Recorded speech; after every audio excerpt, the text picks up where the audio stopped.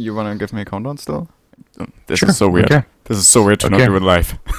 Hello and welcome everyone to the First Circuit podcast, episode 42. That's a number I've been given. I hope it's the correct one. Your hosts today are Biter, Blarg. Old Bob, Double Blarg. and me, Ian. Hello. No triple blarg. Triple blog. But as for topics, we've got a lot to talk about this week. We're gonna be starting with some quick news, as usual. Some focused around HBS, some of the stuff happening in MechWarrior Online, the new Siebel MC mix, some events and sales. We're gonna move on after that to the big topic MechCon and everything that's involved in there.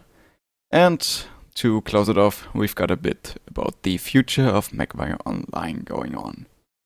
So, first topic for the quick news. HBS has been acquisitioned by Paradox Interactive. There we go. That's the P word I was looking for.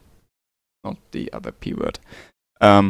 So, yeah, this is basically neutral news right now. We know Paradox has a lot more financial options than Hairbrain Schemes, so I am personally looking forward to what Hairbrain Schemes is going to do with those resources. But right now, we don't know any details, so we'll see in the future. As it is, at least, Battletech launched with Paradox Interactive's help as a publisher, and this is just sort of cementing their position as a publisher to Hairbrain Schemes. All the internal management staying the same, etc. So we'll just have to wait and see how it all pans out. As far as we're aware, though, Paradox Interactive, they publish a lot of tactics kind of games, which includes stuff like Battletech, so they should hopefully be quite well suited to Hairbrain Schemes. They're not going to just make everything generic like an EA might. I hope so too. Later, let's move on. All right. The other little piece of news from Hairbrain Schemes, sadly before the a very similar time frame as the acquisition, was them letting go of Tyler Carpenter, who was a bit of a mover shaker around there. He did bits and odds and ends, but I think for Battletech he was a level designer, I think something like that. Yeah. Sadly, over the years, he's had made a lot of female employees uncomfortable and this, that, and the other, and it's sort of blown up a bit recently on Twitter with him issuing an apology, people coming out in droves against him, and him therefore resigning from Hairbrain Schemes, and everybody giving their own takes on the matter, which is usually, of course, all of these companies do not condone sexual harassment or misconduct. I don't think anyone does, actually. Yes, exactly. So, yeah, true. But just a quick note, yeah. It's sad that this has to happen to a great group of people, and basically now actually like Hairbrain Schemes did actually take care of it, and so everything's getting better on the healing track. Yeah, I hope so. All right. Next piece of news to move through is the Siebel and MC mechs have recently been released. Yeah, speaking of healing, here's a mech that's definitely not gonna heal anything. The Piranha is up for MC, but nobody cares about MC mechs. Those are another month, actually. Possibly. Yeah. The funny thing, at least with the Piranha, is you just want the 12 machine gun variant predominantly. Yes. And that's 1,500-ish MC. Yep. Pretty so pricey, but how does that compare to the mech pack? that is $7 to get a single light mech. Yep. Most people just wait till next month to go and get it, though. Yeah, it's MC purchases are not worth it for regular mechs, but it's Yeah. now available, and we will, in the next month or so, unfortunately have Piranhas unleashed into the general public, and that will be so painful. Oh god, I'm not looking forward to that one. Like, even the Hellspawn is actually not a bad mech to go and use. I've been having a lot of fun with that one. Because the mech for Sea-Bills this time is indeed the Hellspawn. An interesting little one. Mech that didn't really see much play even on release, and I haven't seen it played much even after the Sea-Bill release. I haven't seen that one. I've seen them a bit more, about the same as when it released. But Okay. it's True. like maybe once every other match, there's one Hellspawn on one of the teams. Well, mostly now it's just the events, just the quick draws and locusts and commandos and everything now. But the Hellspawn, it's a great little mech. I love playing this one. It's a lot of fun. It's very fast, and just kind of just have a blast with it. I think it was the energy variant. I think the energy variant is the one I've been using though. The 5 energy one. Yeah, that's been pretty cool. Okay.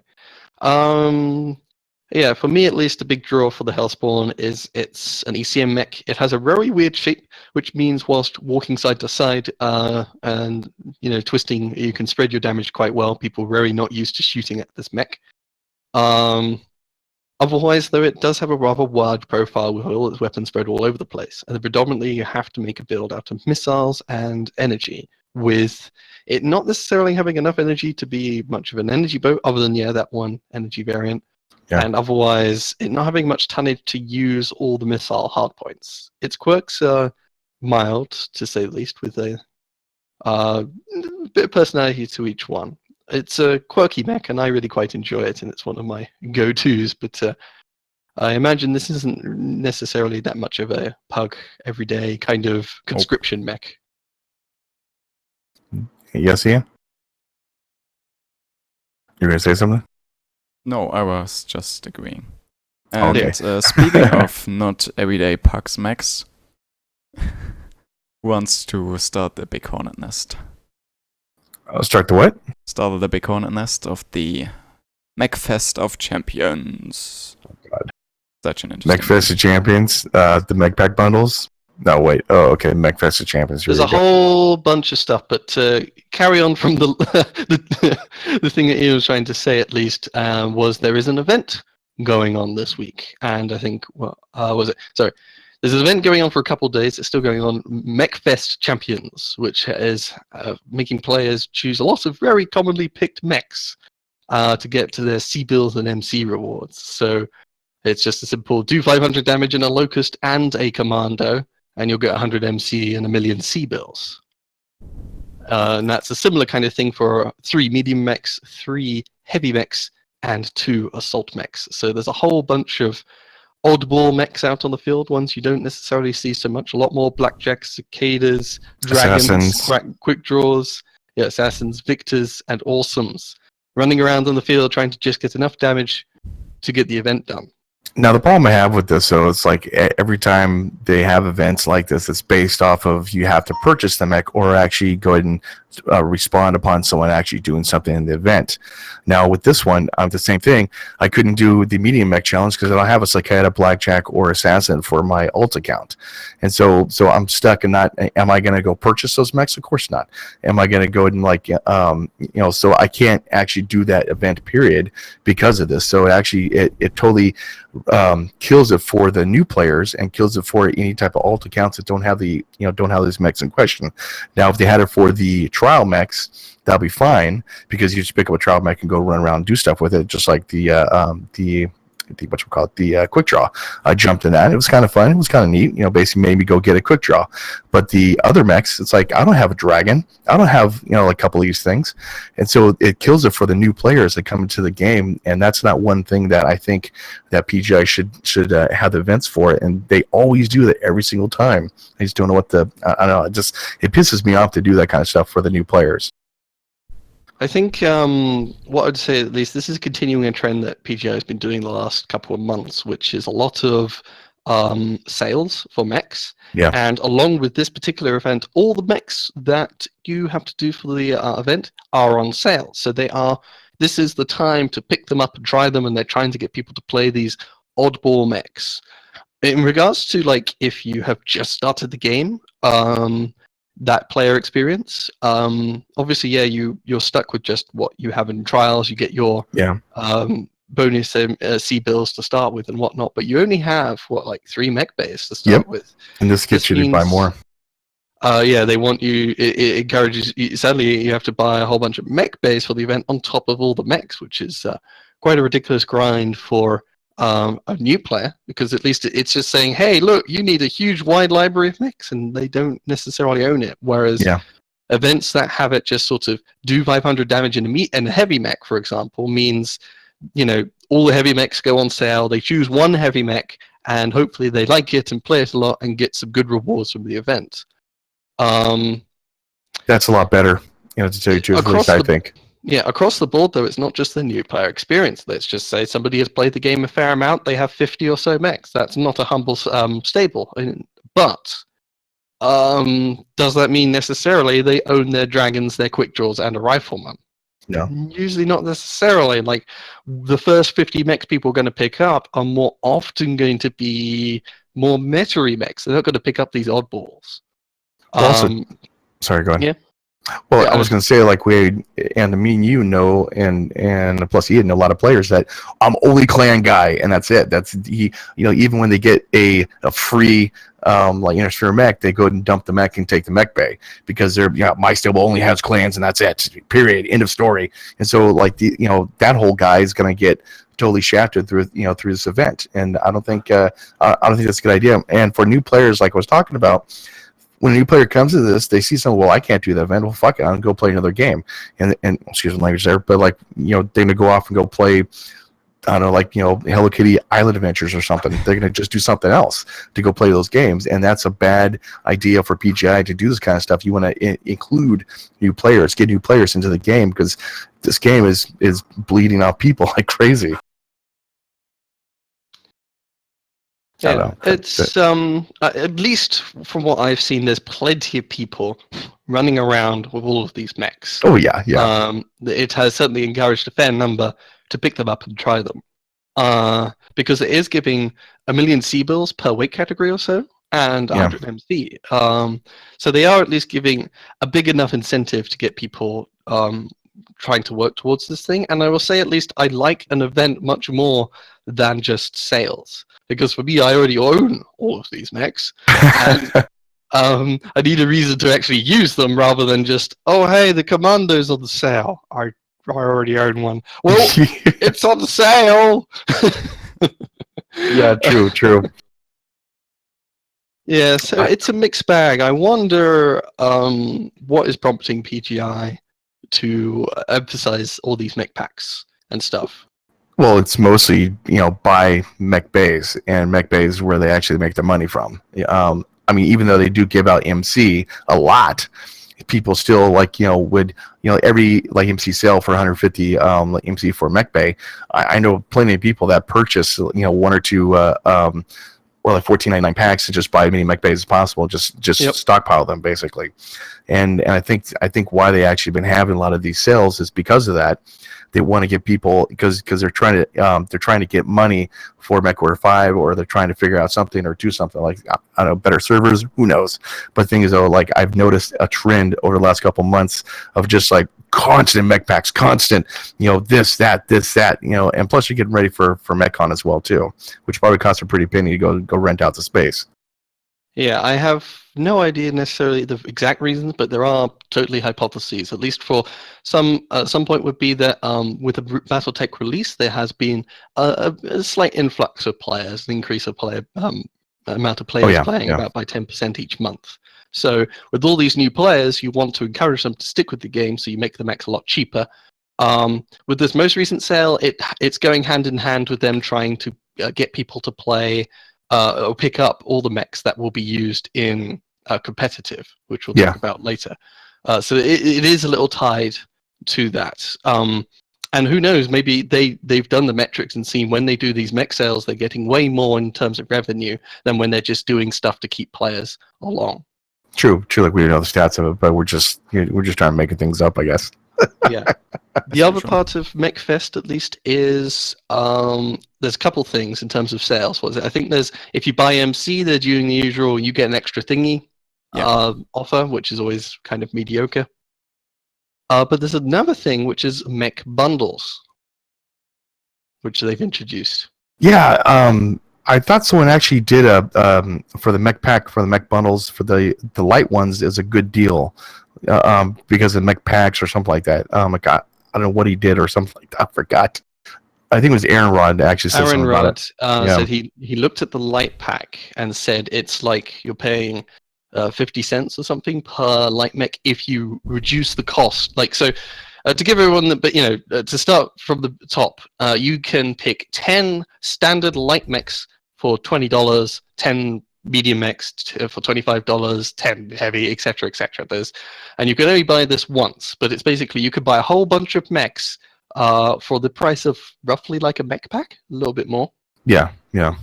And each of these come with their own mech bay, so it's not being shoved, like you don't have to pre-purchase the mech bays. And yeah, in terms of value, the mech bays have their own associated cost. So this is actually, relatively speaking, for MechWarrior prices, a fairly good deal to pick up a whole bunch of light, mediums, heavies, etc. And I'll say I way prefer this than the Steam bundles, which were always like really expensive.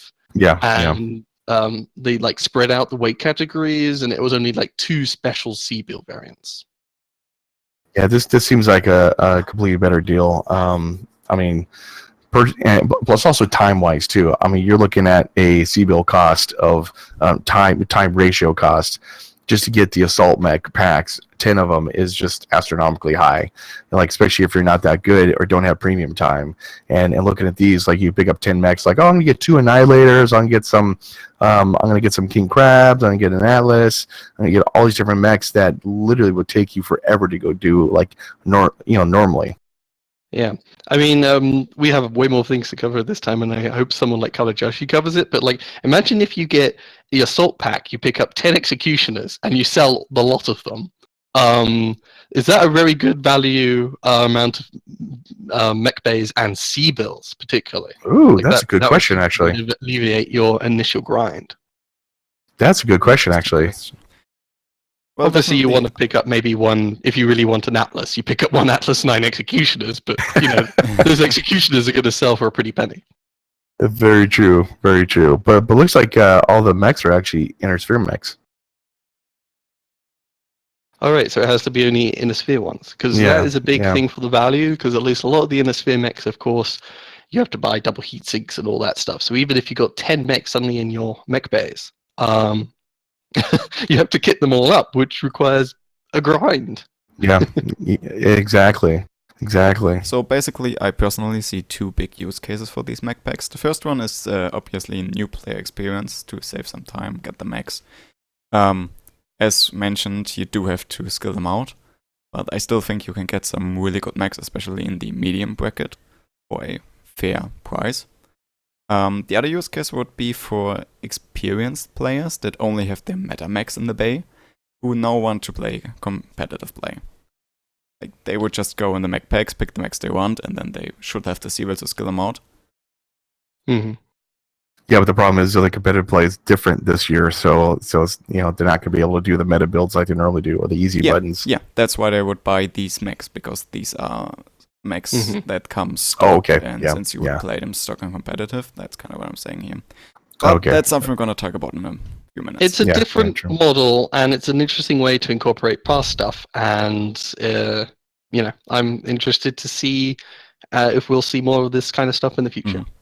I definitely like it, especially the medium brackets. There are a lot of mechs in there I really love. Same here. Same here. Like, I definitely like it too. Not bad. Right. They did a good job. I think that sums up our quick news. Quick news. How many minutes was that? Half an hour. Half an hour? Quick news? 20 minutes, roughly. 20 minutes, yeah. Okay. And also, during this event, there will be 4 different phases with lots of different mech sales, which is a giant list we're not going to go over. Oh, so that's right. I forgot about that. So they're going to make people play even more oddball mechs or whatever. Hooray. Yay. Okay. All right. So we move on to the next big topic. MechCon. Dun dun dun. So, sorry, go ahead. Bob, you're going, right? Yeah, MechCon's going to be happening December 1st and 2nd in Vancouver. It's going to be a 2-day event. And what they're going to be doing is in a bigger convention center instead of a little bar that they've been having the rest of them. And I hope this year they actually do have more cameras getting the responses from the audience instead of just like one camera being pointed on stage, one camera pointed at the and one camera being one camera being pointed at the competitors. That's a wife there, but I do hope they actually do something good like that. Roaming cameras, whatever it is, I don't care. Just get some other footage than what they had. But it's gonna be good. I'm trying my damnedest to go to this thing. I haven't got my tickets yet. I want to get the VIP tickets, and I'm probably not going to have enough time to get the collectors. So I'm going to be a standard person in the pit with everyone else. But I do think I'm going to go for 4 days and kind of enjoy Vancouver. But it's going to be a lot of fun. December 1st and 2nd, and it's going to be great. I can't wait for this. Nice. So for MechCon, there are 4 different ticket versions. Mm-hmm. Basically, 3 of them are for the people who go there. The standard one, collector, who gets some slight benefits, and then the VIP who get a tour of the Piranha Games studios and some other stuff. The really big sold out in like 10 minutes, but go which on. Immediately sold out. I mean, really big thing that's... sorry, I was just saying, standard ticket, $50. You go to the event. Collectors, you pay $90. You get a swag bag and early access to the MechWarrior 5 pods. That's the big difference. Yeah. And those are also the thing that I kind of want to talk about real quick. The MechWarrior 5 Super Pod demo. I don't know if you guys have actually seen them, but apparently Piranha Games is working with some of the guys who maintain the original Tesla 2 MechWarrior pods from the FASA and the Active Centers. Yeah. And they've built a new one, which is specifically designed to play MechWarrior 5. With a completely new layout, with a HOTA system, with custom key sets, and so on. And I am super looking forward to seeing pictures and footage of that, because I am totally gonna crack open the building plans for that, and I'm gonna try to build my own. That's cool. Well, yeah. There's going to be a lot of people looking to play the pods, and there's only going to be a lot of people there. Yeah. So it's going to be a huge queue, is my guess. And that's why at least... About 250 people are estimated to be able to play those pods during the event. Oh, really? Oh, wow. Out of the 1,000 or so that arrive. I wanted to actually build one of the original Tesla pods when I was younger, and I started it, but didn't actually finish it. But if they're gonna play MechWarrior 5 on these pods, that's gonna be really cool. I might actually just purchase one of the tickets for the collectors, just to get it. Hopefully, if it's not sold out yet. Not sold out, because you were saying you were looking to get the VIP, which is was sold out in the first couple of days. No, it sold out in like the first 4 hours. Couple hours or so, yeah. I was pissed. I was really pissed because I saw it. I'm like, okay, I got to go to work. After work, I'm gonna go purchase. I'm gonna get those VIP tickets, right, for my wife and I. Oh no, boom, gone. I'm like, what? I was so pissed. At least for the collector tickets, they pushed out a second batch of those, so you still can get a collector's ticket at this current moment. Yeah, but it has the pod, the T-shirt, and the swag bag, and if I get it, cool. If not, I'm okay. I'll hang out with all the rest of all the rest of people. Yeah, otherwise, VIP was $200, and that had behind the stage access and all that kind of stuff. 2-day attendance, go check. You get a tour of the studio, which takes 10 minutes for what Russ was saying. Early access to venue Saturday, access to Mech VIP area, catered food. But I guess I'm going to go and check out the restaurants around the area basically and get some food out there because I want to get some Canadian food or something. I'm just going to say to compare this, PDXCon, which was held in Stockholm, which is more expensive than Vancouver in general, I got all of the stuff that was in the VIP ticket for $80. So, yeah, PTI is charging a pretty penny for that one. And it was sold out so quickly. Yeah, exactly. So pissed off at that. Saw my Twitter post. Well, if you want to shake your fist at the people who do Harebrained Schemes or Piranha Games, you need to get the VIP ticket so you can do it in person. Damn you, Mitch Gettleman. Damn you, Russ. Damn you. Damn HBS you to is hell. not involved in this event. I know. But still. But yeah, okay. But I do like the website they actually have for it. Did you see it? It has the has MechWarrior 5, has footage and photos and all super pods and all that kind of stuff. It's pretty cool. They did a good job on that. Mm-hmm. I'm highly impressed with that actually. And the especially last super ticket pods. is the virtual ticket, which isn't even out yet, I think, but it's just you can watch the stream. Yeah, you What? can watch a stream and you get some kind of special virtual in-game content. Mm-hmm. Analog to Real- the MechCon pattern you got for 80 variants last year. You're gonna get something for paying $10. I don't know.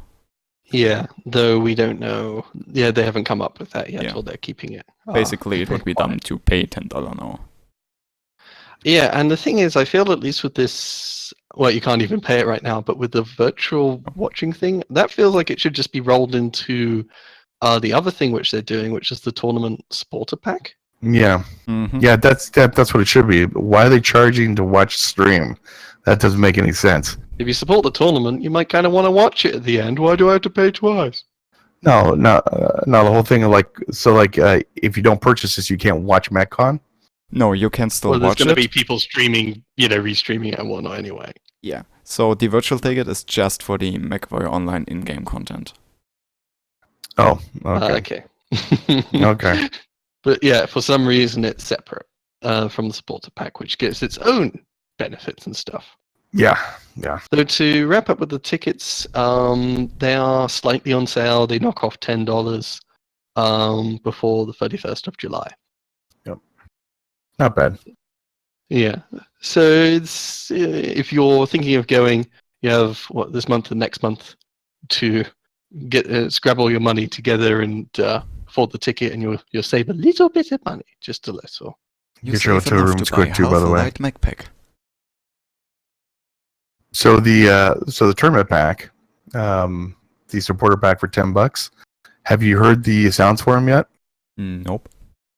Yeah, but I haven't actually heard anything for them. Let's see, 10% boost for C-Bill and XP.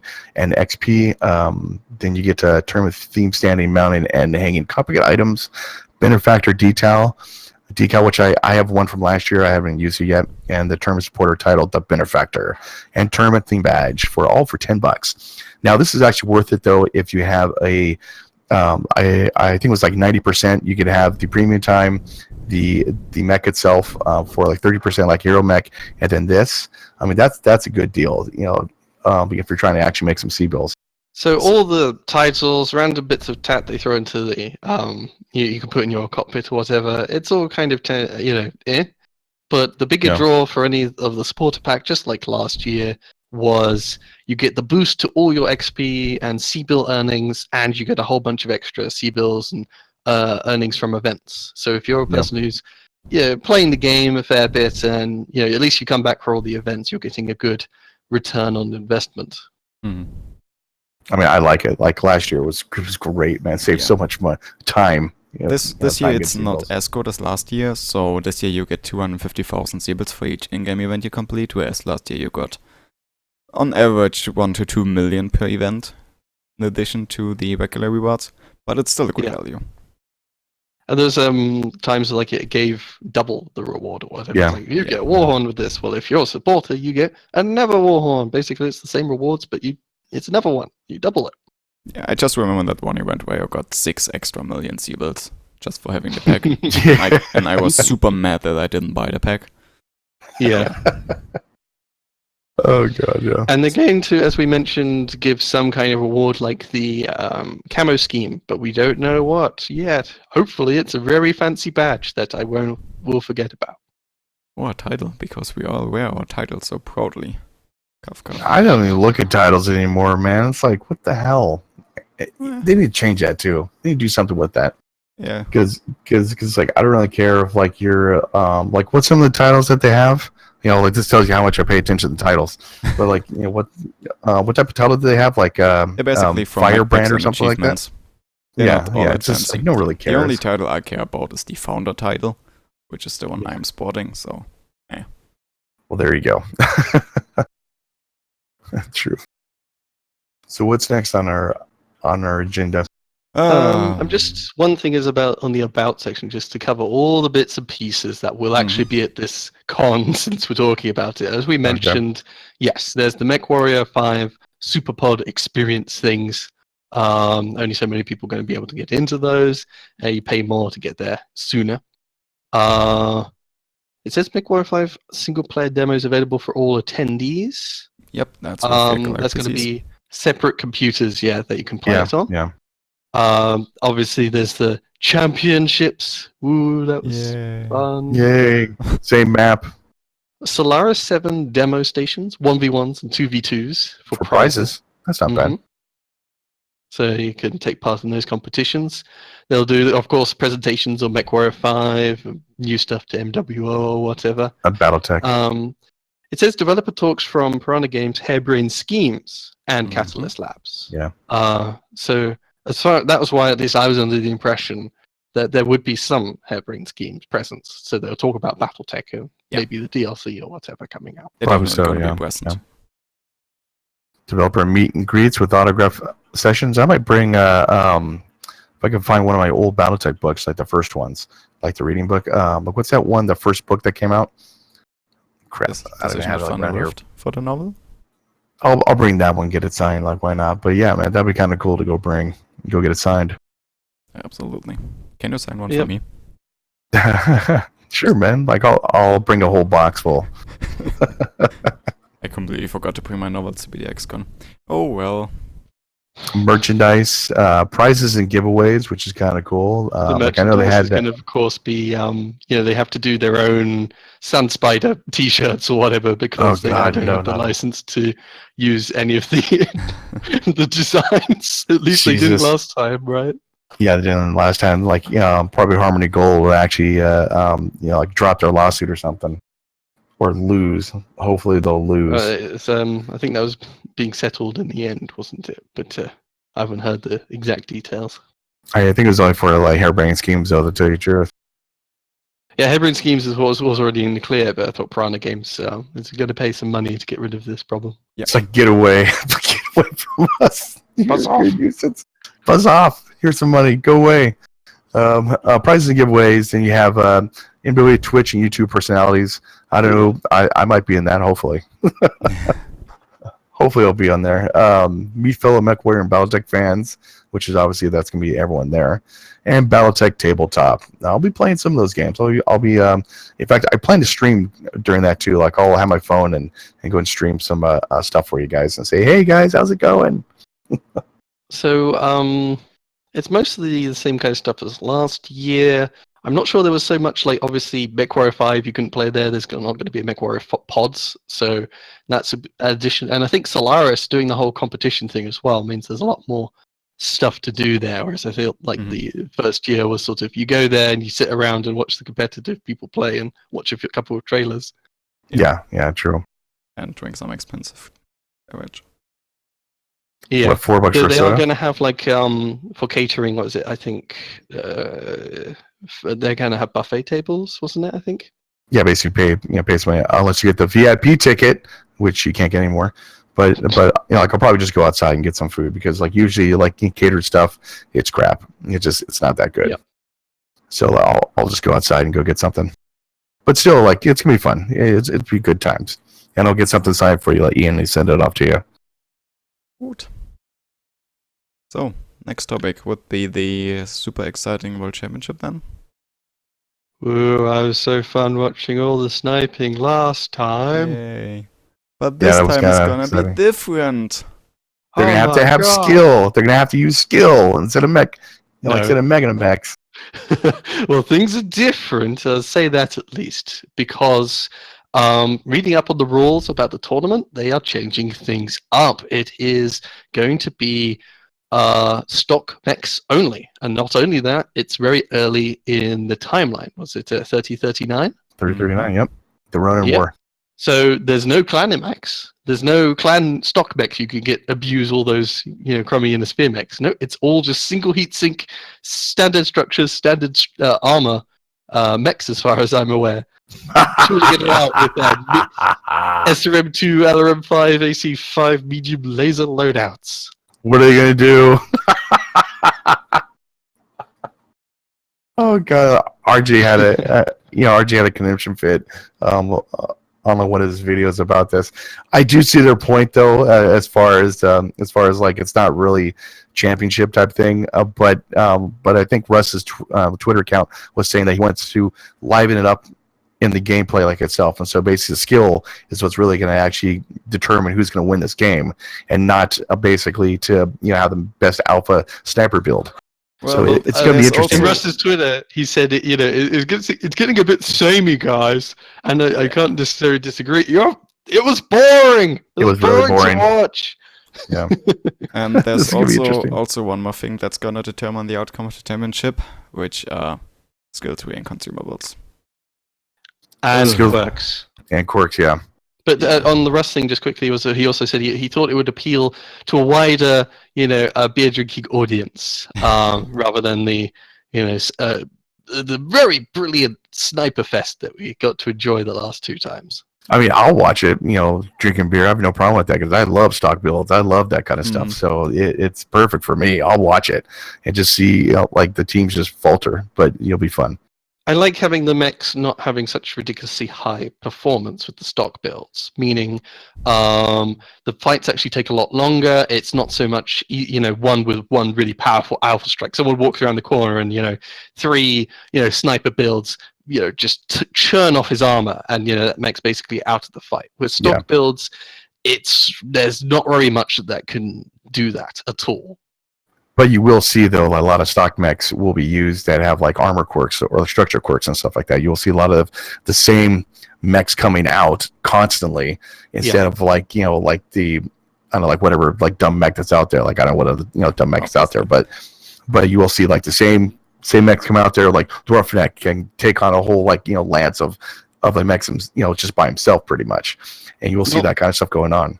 Yeah, not all stock mech builds are created equal. And not only that, of course, not all mech shapes were created equal, so they were given quirks. But now everyone has regressed back to whatever builds they happened to start with. Yeah. So if you think of a mech like a Warhammer, it has lots of really high mounts, and therefore it doesn't necessarily get much in the way of quirkage. Whereas a similar mech, like an Onion or whatever, has loads of quirks because all of its weapons are really low. But with stock loadouts, the Warhammer has like 2 PPCs, some medium lasers, and a whole bunch of other stuff. It's going to cook itself, after a couple of alphas, if not the first alpha. I think the first alpha, to tell you the truth. Yeah. It's going to be interesting. It cooks itself in the first alpha, and it takes forever to cool down. The Onion, on the other hand, has heat reduction quirk, so it can fire longer. It has a DACA weapon. It has, a really good LRM launcher, and because it was a terrible shape, it's got crazy amount of armor. And even the Atlas has a LRM, so they're going to have to use LRMs during this game. Yeah, but my point is, at least with quirks, some mechs have way better quirks than others, and some mechs, of course, just have way better builds than others for this first-person shooter environment. So yeah, there's clear winners, or at least there's going to be clear winners and losers. Though who knows exactly how this will all pan out? Because at least to some degree, if you can get a whole team together, or with AC-20s, that's going to have a lot of combat power. Yeah, true. At least we are not gonna see the same Atlas 3 times, because you can't duplicate a chassis. So they'll have to use 3 different Atlas. Oh, hold on, they can't duplicate chassis? Yeah, you can't duplicate chassis. You're kidding. Oh my god. Yeah. Before it was like, you could only have a maximum of 2 of each chassis in each weight category or whatever. It's like, well, okay, 2 Hunchbacks, 2 Supernovas, 2 whatever. It's like there's a lot of duplicates, which makes competitive even more boring to watch than it already was. Yeah. With this though, you can't just build your team around 2 AC-20 Hunchbacks, 2 AC-20 Victors. You can, if the Victor's good, you can only take one of them, and they have 480 tons restricting them. That means basically each player has on average 60 tons to play with. But you can only have 3 of each weight category. So you could go with 3 assaults, 3 heavies. I don't think you could probably do 2 lights, but I need to calculate all that. That's going to be interesting, though, to go watch, because I would actually love watching this, though.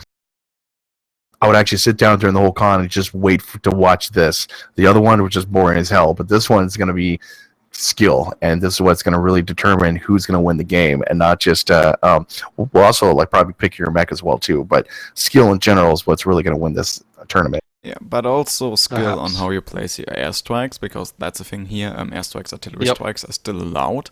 And God. given that we're playing stock mechs, which usually have garbage armor, like those consumables will be a lot more powerful than in quick play. That's the point. Yeah, I this be worried. That is the big letdown for me. It's like I would have said with previous comp play, the one thing that they needed to do was just remove the damn magic items, because then it actually does become a game of skill and play and counterplay. There's no more with even with these really good, fully armored up mechs. If you hit someone with an airstrike, that could do like 40% of damage. It could do a lot with arty strikes as well. So you just need, that was what competitive was full of, was not just people getting really good sniper shots in. It was lots of trading going on at long range. It was also them chucking airstrikes at each other, and mechs would be horrendously crippled if they walk around a corner and get a bad snipe on them, or if they walk around a corner and walk into an airstrike. Exactly. And I get it. It's kind of, look at all the explosions going on, but it's not really about the mechs brawling it out or, tactically playing with each other. It's both of them throwing fireballs at each other.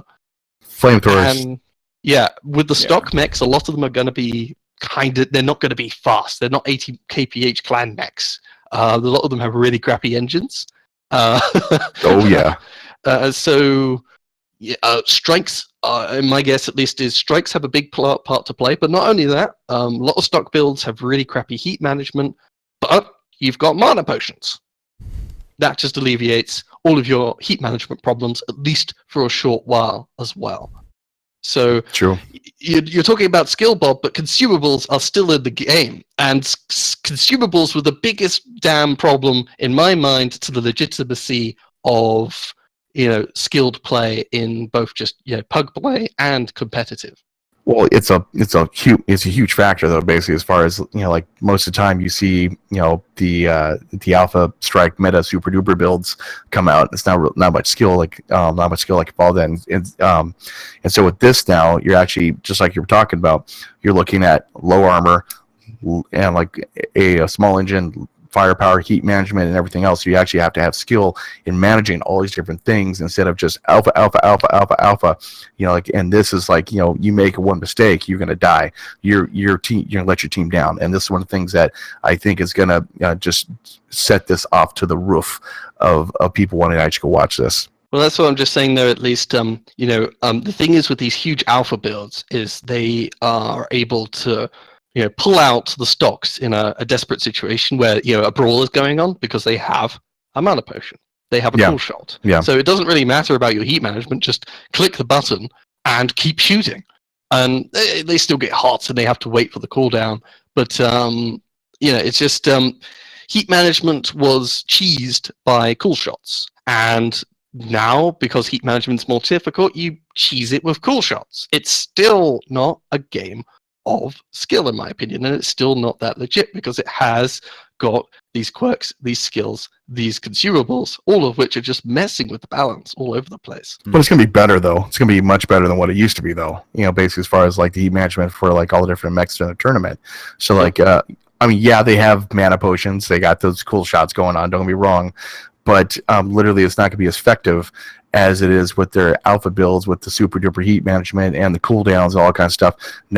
Now it's like they have really bad mechs to use with the cool shots, so it's not as effective as it was before, and this is what's going to make all the difference. Yeah, it just changes completely how these mechs play, because if you take out like a Kintaro has a crazy amount of armor on the front of it, and it, whilst as a lone 5, it has a whole bunch of SRMs. It's a really specialized mech for close range. Yeah. The thing, though, that balances it if you play it at Battletech is, of course, it fires a couple of alphas, and it gets really toasty. It's only got 10 heat sinks to start with. Yep. But with the cool shots, that isn't actually a downside anymore. With artillery strikes, you just need to land a lucky strike on that Kintaro, and all that fancy armor doesn't mean so much anymore. It falls apart in the fight. And not only that, UAVs, just pop one up, and you know where all the enemies are nearby when you're just about to engage in a brawl. Hugely important information, and that greatly undermines the role of a light mech, other than as a mech to as a thing to move forward and pop, an all-seeing eye. it makes it more of a tactical game instead of just a sniping game, and that's what I like about it. So like information warfare, just like you're talking about the UAVs. Yeah. Knowing what's around you is so important, especially like in a tournament of where those little bastards are. To tell you the truth. I still kind of disagree, and I'm completely with Spider here. I personally expect the competitive games to be the first 5 minutes. Teams standing in cover, trying to avoid the enemy airstrike while getting their own airstrikes in. And then once half the team is dead from airstrikes, then they're gonna fight. So that's a given. It's gonna be better, but I don't think I think it's still gonna be far from good. I think it's still gonna be fairly boring early. Yeah, it's going to be, with strikes, you can't take those risks because they're so ridiculously powerful, particularly against slow, lowly armed, not so well armored stock mechs. Did he say he was going to take out like consumables? Because I mean, that'll fix a lot of things. That'll make the game even better. The first step to fixing competitive, not even stock mode, was just remove consumables, and it actually becomes a game of skill. Remove consumables, and the whole huge amount of problems of this game is solved. But they're still in, even with stock builds. So every battle mech has 2 aerospace like fighters ready to go drop bombs for them. Yep. Just laying in wait basically. Okay. Though it might be it'd be more of a mix, at least with arty strikes, because of course the aerospace fighter, you have to get just the right lineup. It's not so ridiculous as it was before. The other funny thing, at least to mention though, in terms of how it plays out, I'm not sure, because at least, again, like I said, you could take Brawly mechs, the Kataro, AC-20 mechs, you push into the enemy, and their random LRMs, of course, do nothing, and you have a huge advantage. Problem is, all these mechs are quite slow. So let's just take double Locust, double Cicada, etc., etc. Caps, there's Conquest still going on. If you take your sweet time, it's whichever team holds the most territory. So even though there might be strikes and whatnot, the teams might have to spread out to stop the fast ones from winning the game because you didn't hold ground. So there is at least potential because they're doing Conquest, and Conquest is a great mode, and it's a shame that most people just say, I want domination. No, Conquest is brilliant. Competitive people actually got this right. Yeah, I know. It's gonna be good overall. At least I think. I'm gonna watch it. I'm gonna have fun with watching, even if they do have magic potions. I'm still really curious to see how it plays out. It's different from just playing every day in a group queue where it's like, oh, they got the meta mechs. I wonder what they're taking to competitive. Oh look, meta mechs. Oh my god, it's so different. It's so fun. But all the comp players, they're really kind of pissed off about this, though, to tell you the truth. Like RJ is one of them, and a couple other ones that I've been looking at their Twitter feeds, and it's like they're pretty pissed. Yes, which is the best part of this change. Oh boy. I mean, in terms of trying to foster a competitive scene, this is quite a funny twist, because at least the people you've been fostering are playing a very different game from what you're suddenly putting them into. But at least now we can laugh at them and say, hey guys, you got to adapt. You got to play a totally different game. It's not just doing the same thing all the time. Exactly. So before we leave here, can I just mention one more thing? If you look at the table where all the chassis are that are allowed, they're not lined up correctly. This is bothering me so much. Why is the first column a different length? One other thing too, there's no clan mechs. Well, of course, it's early in the timeline. Yeah, it's 3039, and that's going to really affect a lot of the people because they're used to having the double heat sinks or the XL engine that actually doesn't get destroyed. They're used to all that kind of stuff. Yeah, because if they had the timeline further forward, even if you said only IS, there's later variants that obviously have the endo steel and the XL engines at a bigger payload. And those, whilst they're more fragile, are of course going to be at least more shooty and therefore better for good players to use. Yeah, true. It's gonna be interesting. I'm gonna definitely enjoy this, man. I am at least a lot more interested in seeing how this all plays out. And seeing a different meta than what I'm, kind of bored with at the moment. Yeah, exactly. Cool. But, if Russ is listening, get rid of the fucking consumables. They ruin everything. Get rid of mana potions.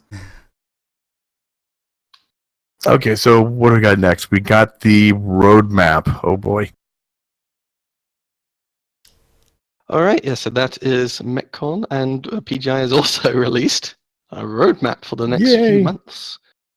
When I looked over it last, it looked like for June, July, and August. Yeah. Most of it is fairly, wasn't it? It's fairly, mundane. We're releasing a mech pack. Most of it is We're going to always update some mundane. looks of the mechs. Retrofits for the guns on the mechs. Then you got mech chassis, and the greatest thing ever known to man, greatest thing better than sliced bread, is build, profile, saving, and sharing. Holy frack! Oh my god, this would be a game changer, just like the Crown for multiplayer.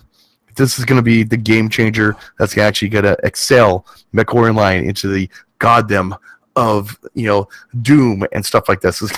So Bob, be great, if you Sorry. can hold your orgasm, by the No, my please orgasm's explain going what high. profile saving is.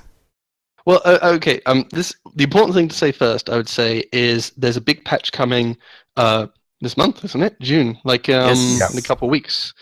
Obviously, the flea's coming out. They're changing some points on Rubelite Oasis to make it worse on Conquest, whatever. But yes, the big thing is skill tree. A lot of people have been asking for this change. That if you're skilling out your mechs, you have to click 91 nodes every single time, even if you're clicking the same stuff every time. And if you're changing a mech from one build to another, you also want to change the skill tree. But that means you have to go into the tree, unselect all the nodes that you want to unselect, and reselect the new ones. Like if you're going from a DACA mech to a missile mech, you have to move the weapons tree all the way to the other side, and probably some other bits and bobs.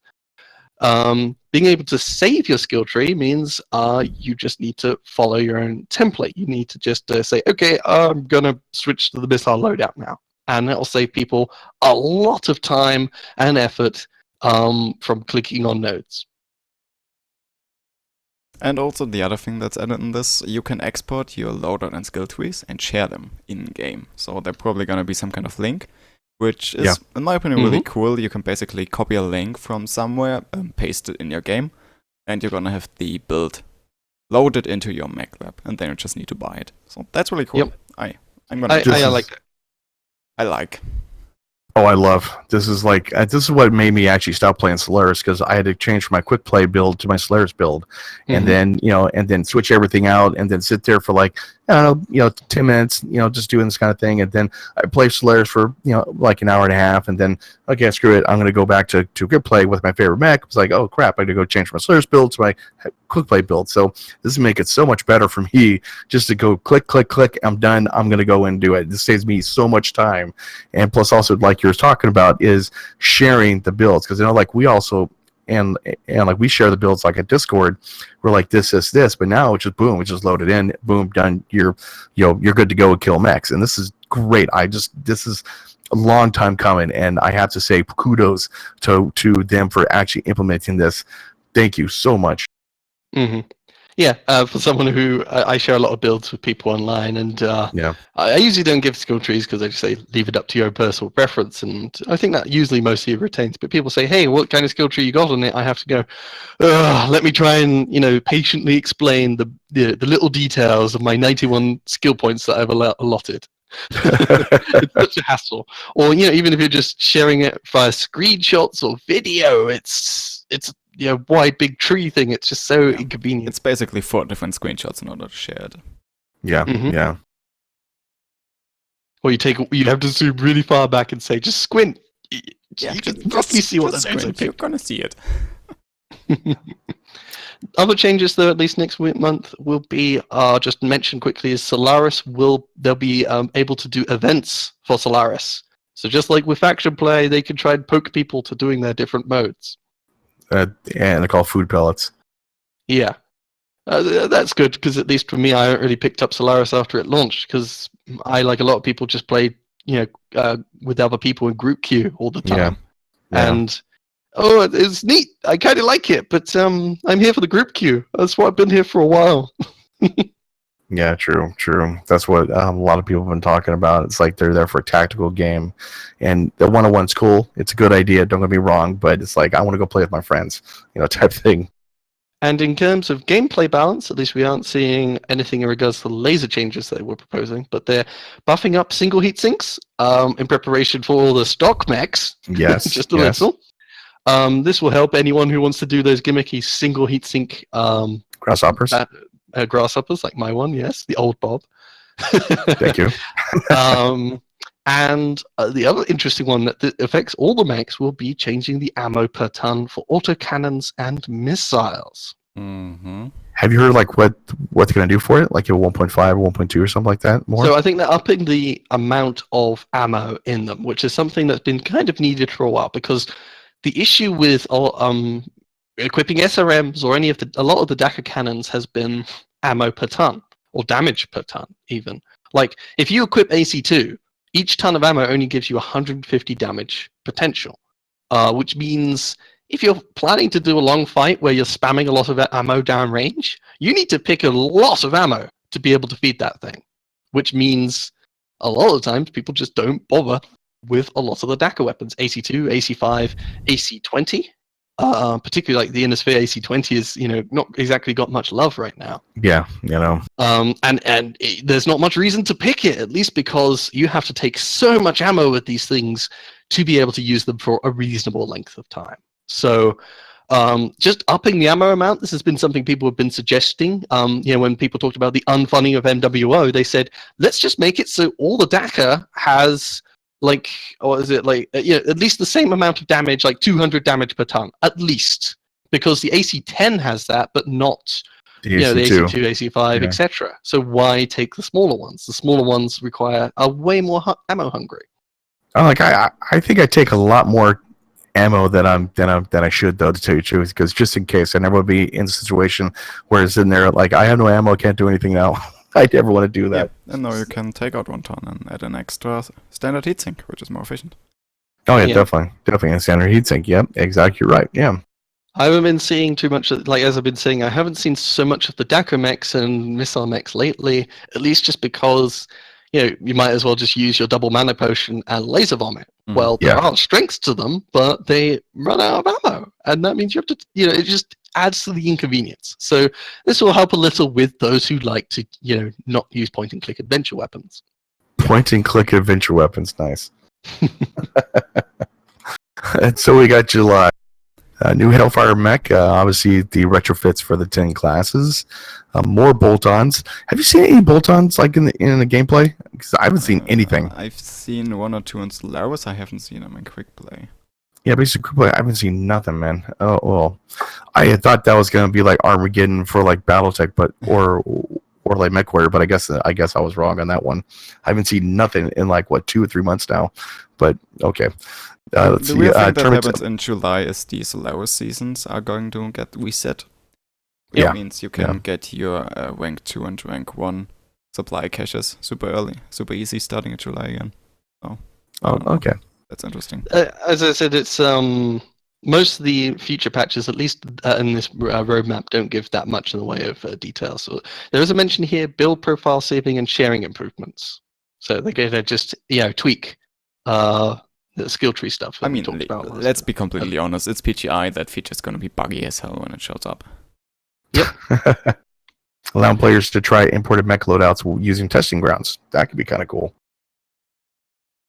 I kind of like interesting. Yeah. So it's just minded. They're slowly working through all the mechs, giving them their bolt-ons, their 30-60 weapon tech, and there's a new mech every month as always. So the roadmap beyond next patch is sparse on details or planned actual changes. Yeah, definitely. August Vulcan bolt-ons retrofits. They're finally actually getting like all the mechs out, so that's good. Yeah, cool. Okay. Yeah, not bad. Not bad. Like roadmap, the best thing next to sliced bread. I'm kind of happy about build sharing, so I'm good with that. If anything, just that sharing, and I'm looking forward at least to the weapon changes to ammo amounts. Make them a bit more viable. Yeah, true. I like using AC2 mechs. The small size means you can do endo and Pharaoh on a lot of mechs, and people they're not used to fighting AC2. But it is always a pity. I'm like, okay, I need to pick 8 tons, no, maybe 10 tons of ammo, just in case. Okay. So, is that for the roadmap? That's it for the roadmap, I think. Which brings Okay. us to the last thing that kinda made some waves on Twitter as well. So Paul posted a poll in the forums whether MechWarrior Online should switch back to quick play. He immediately shot up another tweet saying they're gonna look at this poll, but this poll is not going to decide whether they're switching back or not. Just giving them an It's still indication. a interesting discussion. So currently it's 50-50 on whether people want to switch back to 8v8. No. There's no 48.19%. The no's are winning. Thank God. So initially, when the vote launched, there was this yes. So yeah, instead of doing 12v12 and quick play, do 8v8 and quick play, and yes was yes for 8v8 was out ahead. But now things have equaled out a fair bit, and Yeah. the no's have it slightly. And 12 versus 12 for faction play, which is going to be interesting. I don't want to have it be 12 versus 12 for faction play myself. Well, I think faction play is 12. Like the changes is at least because for quick play, the argument Well, is only though. that so to cover the whole argument, at least is from their perspective, they're saying if you do 8v8 and quick play, you can do much faster matchmaking. You can make it hopefully more balanced to do better public PSR ratings, and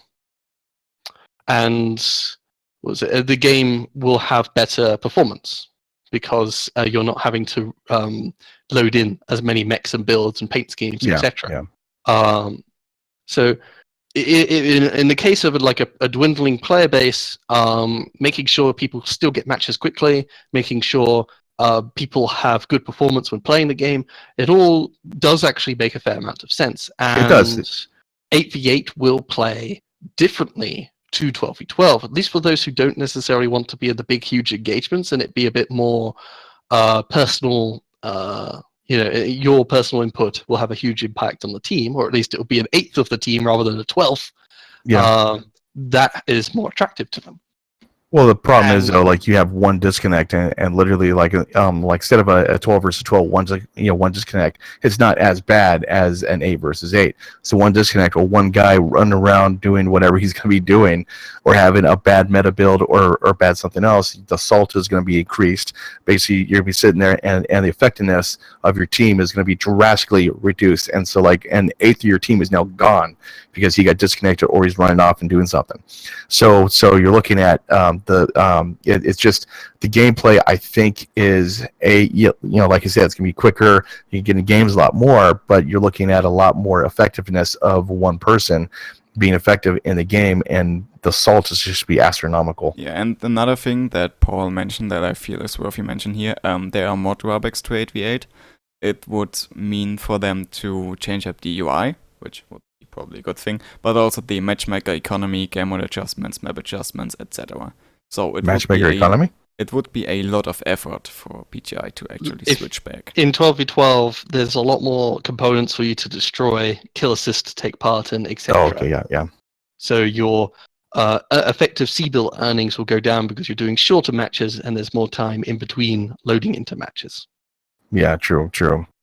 But if they had it where it was two different modes, but of course you can't because dwindling player base, 8 versus 8 or 12 versus 12 in quick play. But now they're going to say, well, if this goes through 12 versus 12 in faction play only, I don't want to play faction play with and normally like on Friday nights we have about 12 people, and I really don't want to go play faction play. I'm sorry guys, with the people we have, because we don't really care that much about winning the games. We just like to have fun. And so, like, it's not very fun to go fight a 12 pre-made that are like specifically designed for faction warfare. It's like, okay, we're gonna kill everybody, and we jump in like we're here to have fun. They're gonna pound us like baby seals. It's not very fun. I mean, baby seals. I don't mind honestly if it went through or not. To some degree. At least for me, obviously, if individual contributions are more valuable in 8v8, that just means I win a lot more matches. I win fairly a good ratio as it is.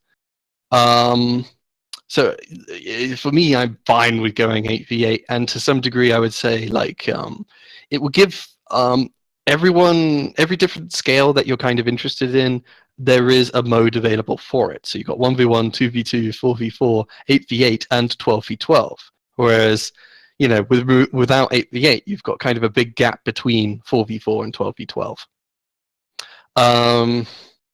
I think at least the drawbacks of faction play, where you have to do 3 drops at least for the big scale fights, it means you have to commit a huge amount of time to being with that one team. Yeah. I kind of wish almost to make things quicker for faction play, you just had it. That's the 12v12 mode, quick play, and 8v8 quick play, etc., etc. I don't know, but you obviously a change like this is going to upset certain group fraction of the player base, and I wonder in terms of the demographics from PGI's perspective. Like, this is why you do this vote. Is a lot of people who play this game, they kind of play it casually, and part of the thing playing it casually is you're part of a large team and you just help, you just sort of help out the fighting blob. If you're doing that in 12v12, then people won't be so, as well, Bob, you've been saying, at least, there's going to be so much more salt because there's so fewer players. They can see when you're just sort of sitting there staring at a wall. They're like, "Why are you staring at the wall? Look towards where the enemy are, idiot!" And it's like, when you're in 12v12, it's like, well, he's staring at the wall because he's just giving other people personal space. Yeah, there must be a reasonable explanation. So the thing is, like also too, like, it would stop people from actually doing like experimental builds. Like, I know for myself, it's like, oh yeah, I'll put a couple missiles on this, let's see how this does. Oh no, basically, then I jump in and I see, like, like when everyone else dies, I'm the last guy or something. They go, well, you only have, I don't want to have that kind of system going on, man. I really don't want to hear that kind of shit. But like with the 12 versus 12, it's not as bad. I can jump into any type of mech I want to do. I want to try this fire starter with the AC-20. Let's go try it and see what it does. Or a Gauss round or something like that. And I like doing that kind of stuff instead of like, I must bring meta builds all the time. This is not a good game now. I don't want to have to go through the experience. Yeah. For me, like, at least there are some mechs I've built which are a lot of the time I build a very supporting playstyle because there's so many players involved. Yeah. So instead of taking a huge number of MRMs, I'll take a large MRM and a narc launcher. And the thing is with that narc launcher is, of course, it marks the enemy for the next 45 seconds, a minute maybe, and they have 12 people they have to look out for, and all those useless LRM players are suddenly really powerful. I do this with the Shadow Cat, actually. My build, instead of going 2 PPCs and getting really hot, I went 1 PPC, a narc launcher, and 3 machine guns. And that has proven very effective in 12v12 play because I play as a support mech. I'm a little flies at the corner of the map just harassing the enemy team. And that is obviously going to be a lot less valuable in 8v8. So that type of play style, for me, it would basically lose its effectiveness. Yeah. Oh, yeah. Yeah. So, since we've talked a bit about the drawbacks and advantages, maybe we should real quick go over whether we think that change should and will go through. Should and will go through? Yeah, what do you think, Bob? Do you think it's going to go through? I hope not.